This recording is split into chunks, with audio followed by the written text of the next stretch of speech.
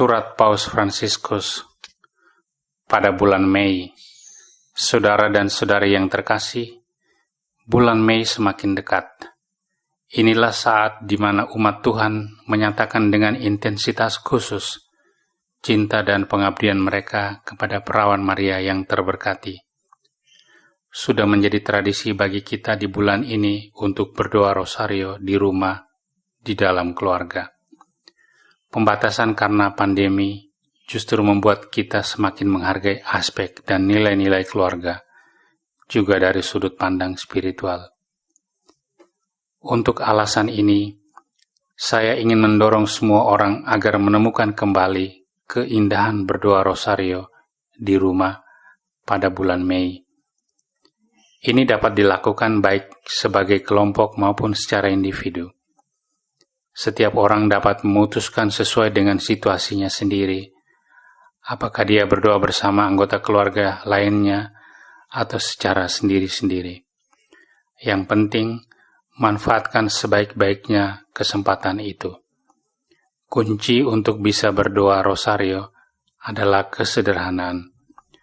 Kamu semua bisa mencari dan menemukan di internet model doa yang baik untuk digunakan. Saya juga menawarkan 2 doa kepada Bunda Maria. Doa ini dapat kalian lafalkan di akhir setiap doa rosario yang kalian doakan. Dengan cara ini, saya sendiri ikut berdoa di bulan Mei dalam persatuan spiritual dengan kalian semua. Kedua doa tersebut saya sertakan dalam surat ini supaya tersedia dan bisa diakses oleh semua orang. Saudara dan saudari terkasih, merenungkan wajah Kristus dengan hati Maria, ibu kita, akan menjadikan kita lebih bersatu sebagai keluarga rohani. Semoga ini membantu kita mengatasi pencobaan ini.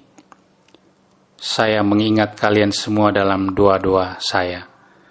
Saya mengingat secara khusus mereka yang paling menderita. Saya juga meminta kalian untuk ikut mendoakan saya.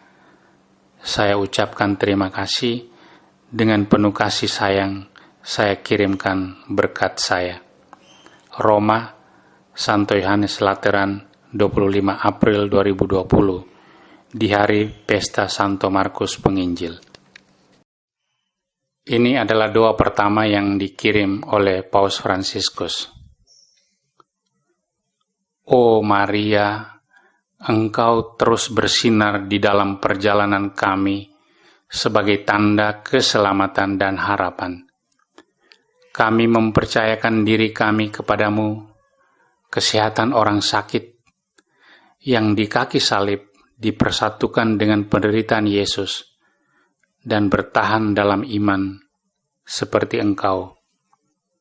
O pelindung orang-orang Romawi, Engkau tahu kebutuhan kami, dan kami tahu Engkau akan memenuhinya, sehingga seperti di Kana yang di Galilea, sukacita dan kegembiraan dapat kembali lagi setelah masa pencobaan ini.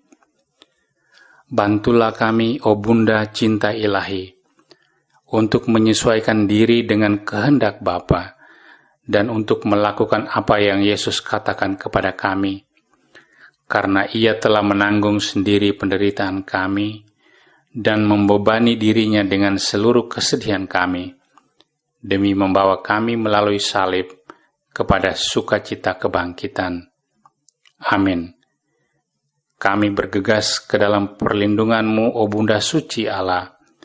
Janganlah tolak permohonan kami dalam keluh kesah kami, dan selamatkan kami selalu dari setiap mara bahaya, O Perawan yang agung dan terberkati.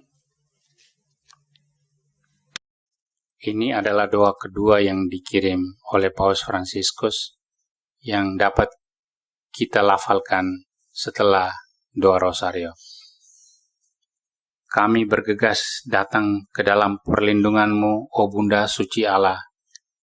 Dalam situasi tragis saat ini, ketika seluruh dunia menjadi korban penderitaan dan kecemasan, kami bergegas datang kepadamu, Bunda Allah dan Bunda kami, kami mencari perlindungan di bawah perlindungan-Mu.